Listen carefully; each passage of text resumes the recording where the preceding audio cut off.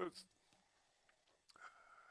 this is Paul Douglas, the industry giant and search engine bully, and I have on this video with me Robert Anspach, or Rob Anspach from Lancaster, Pennsylvania, my collaborator, co-conspirator, and search engine bully in his own right.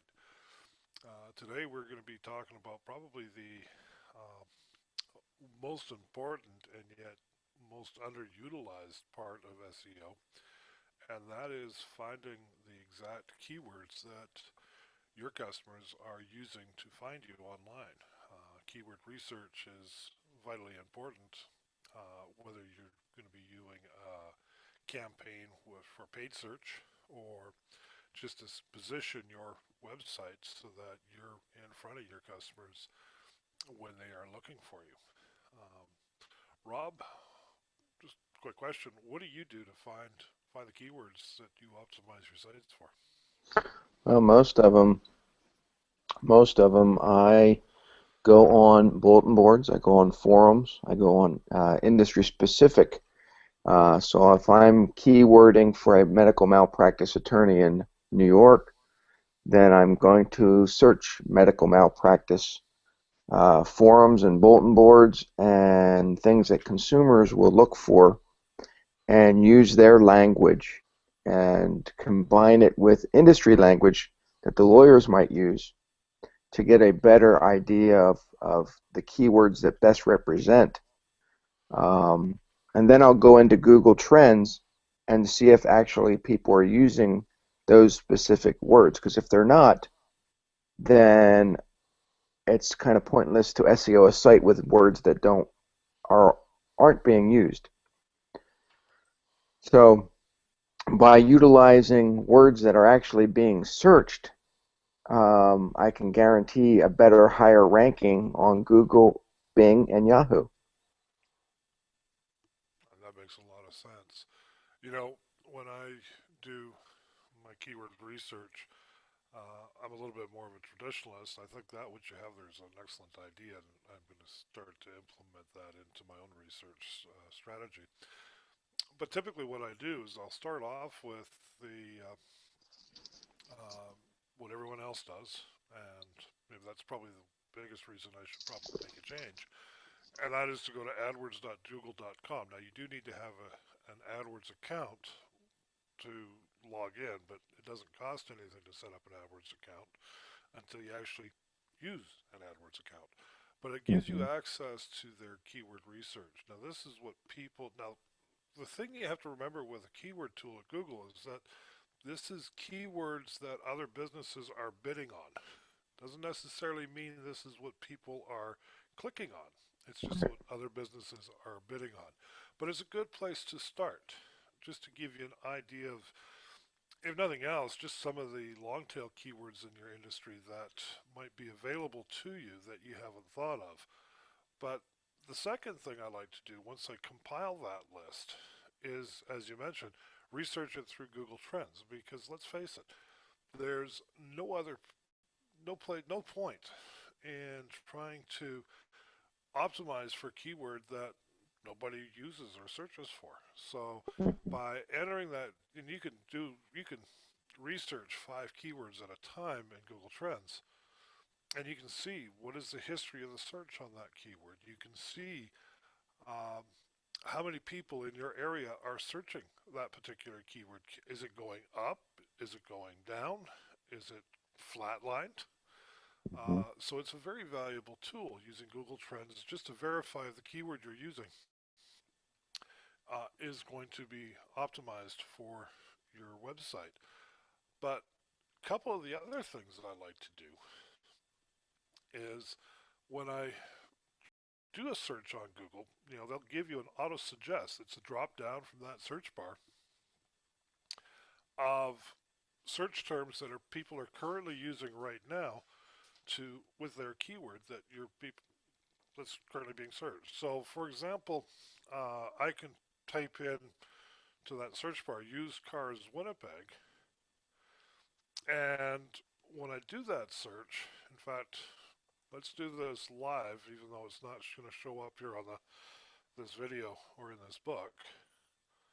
but let's see what happens when I do type into Google used cars Winnipeg. And I'll do it from my standpoint because it'll show up maybe a different um listing. Yep. Well, that's the thing. But if I do that search, okay, so on the auto suggest it's coming from my search for used cars Winnipeg. I have used cars Winnipeg. I have used cars Winnipeg under 2,000, used cars Winnipeg dealers, and I have used cars Winnipeg under 3,000. Hmm. So now, if I'm a used car dealer and I've got vehicles under $2,000 and $3,000, that might be a keyword that I would want to put in. Um, of course, used cars Winnipeg dealer, definitely something that just about every dealer here in the city is going to bid on. So that's going to be a highly competitive keyword. Hmm. But if you go to the bottom of that search page, you're going to have searches that are related to your keywords. So Right. searches that are related to used cars Winnipeg could be used cars dealers Winnipeg, used cars Winnipeg under 5,000, Hmm. Auto Trader. Now that's a brand, but for publication, but that's obviously being searched. Used cars Winnipeg private sale. When I Uh, pulled it up, it said used cars Winnipeg bad credit. Um, and so that could be something that the people that have hard, you know, that don't have a great credit use those terms. Absolutely. Um, I know for one of my clients, that's one of the terms that I try to rank them for. hmm. Hey, they've got used cars Winnipeg Kijiji. Kijiji is a classified ad site that's owned by eBay. It's kind of the Canadian version of Craigslist. Right. Um, and then I have used cars under 2,000. Used cars Winnipeg under 10,000. Now, that's kind of cool because I don't know who's going to have that ranked. But now that I've done this, I'm thinking, you know what? I need to do this for some of the keywords for my client when I put listings up for his vehicles. Hmm. I'm thinking because if people are looking for cars under a price range, they've set their budget. I think that's a buying keyword. They've set their budget. I want a vehicle that doesn't cost me more than this, Right. and I think this is bang on perfect. And so, just by doing this exercise, okay, I've come up with a keyword strategy that I can start implementing for a client right now. And so that's the same thing. You can do the related search on the bottom, but also don't be afraid to use the suggested search or the auto suggest that comes in there as well. Hmm. Um, Yeah, now, and I think we had touched on this before, and I think what happens in this industry, especially with SEO, is people confuse ranking one word versus, multi-words or a phrase. And your best bet is to always rank for multi-words. And we just explained this being used car Winnipeg. That's a phrase. That's something that people should rank for because if they just said used cars, they might be in competition with a million different listings. It's just better if they have more of a phrase that they're ranking for because they're going to get a better type of consumer looking for them. yeah, absolutely. And I mean, at the same time, as you mentioned, if you're a local business, why are you going to want to rank for a keyword that might be global in search Right. and compete on a global scale when, hey, that's great. If you're a used car dealer and you sell a car to somebody in Bahrain, great, more power to you. But that's a few and far between type of thing that will happen, and I think you're going to be more interested in selling cars in your backyard to customers in your backyard. Um, so, geographical tag in that search or in that search keyword is also very important. Hmm. So, again, with keyword research, very vital. It's something that most people spend very little time on, and it is probably the most important step in the entire search engine optimization process because, hey, let's face it, you come up with an obscure keyword that nobody ever looks for, easy to rank for it. Hmm. Who cares if you're number one or even number 1 to 150 for it? Nobody's searching for it. So what? Right. And here's something I noticed too. If you're doing a keyword research, you know, search your keyword. One of my other indicators as far as the power of that keyword is how many people are bidding on that in the ads. Right. If you do a search on a keyword and you've got no ads, it's not a buying keyword. Right. Because let's face it, if nobody's trying to rank for that with the Google AdWords, then it's not getting searched enough for people to want to advertise it. Exactly. So let's summarize the steps when someone's doing keyword research, Rob. So you like to search the forums and the bulletin boards where the consumers hang out to find out what it is the consumer is searching for. Right. And then second, I will take the industry standard keywords that my client likes to use, and then I'll combine the lists together and then search them through the Google Trends, or for you, the search tools. Yep. Well, again, I like to use the Google Trends as well, but to get some other ideas to expand on it, maybe even drill it down. When you do the search on those in Google on those keywords, you're going to have the auto suggest and the related search terms on the bottom Mhm. of the page to give you additional ideas.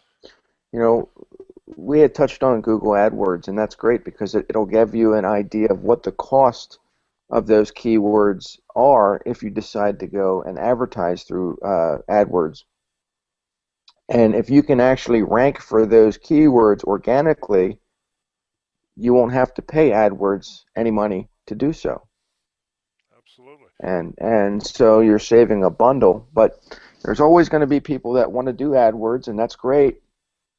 Um, at least now you know what your budget is if you want to rank for those particular keywords.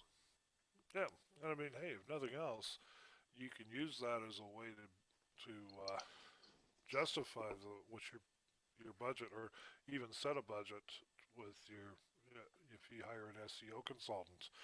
If you know that each click for a specific keyword is going to cost you, say, $12 to for each click that you get to your site using an AdWords campaign, Hmm. then you know that if you get, say, 1,000 clicks from your SEO consultant for that same keyword, then that's $12,000 worth of traffic that your SEO consultant just gave you. And Hmm. if his fee is less than that $12,000, then you're definitely ahead of the game. Right.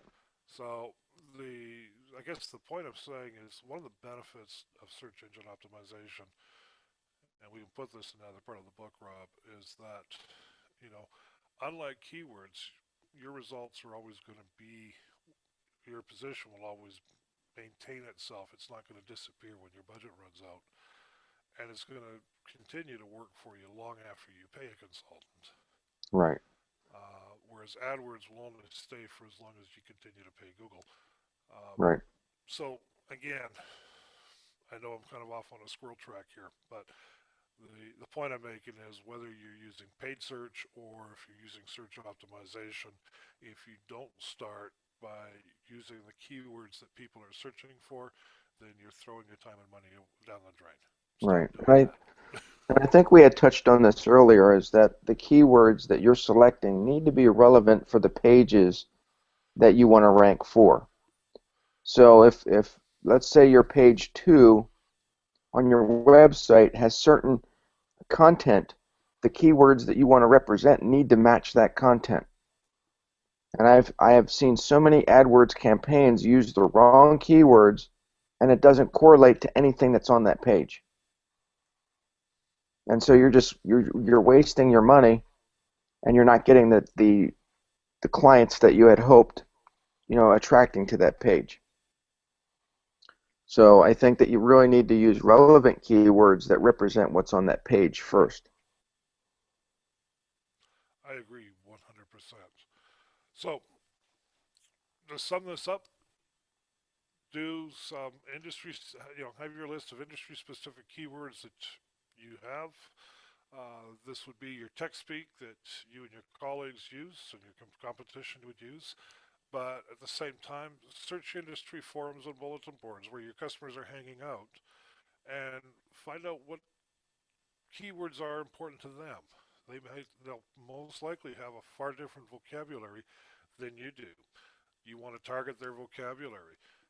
Use that research and start doing some searches not only in Google and Google Trends, but also on their AdWords tools to get some additional suggestions. Find the ones that are competitive as far as um, search dollars for paid search, but also competitive in for the number of searches each month.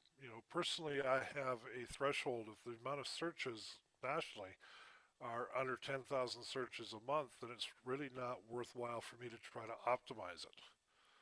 Just not enough traffic. Mhm. Um, so if you follow those steps, take your industry speak uh, keyword list, match it up with and combine it with your customer's vocabulary by searching the forums and bulletin boards. Research the validity of those particular search terms into the AdWords keyword tool, Google Trends, and in your own actual search. You can narrow down that list to what's the most used, most searched for terms, and those are the keywords that you should try to rank for. Exactly.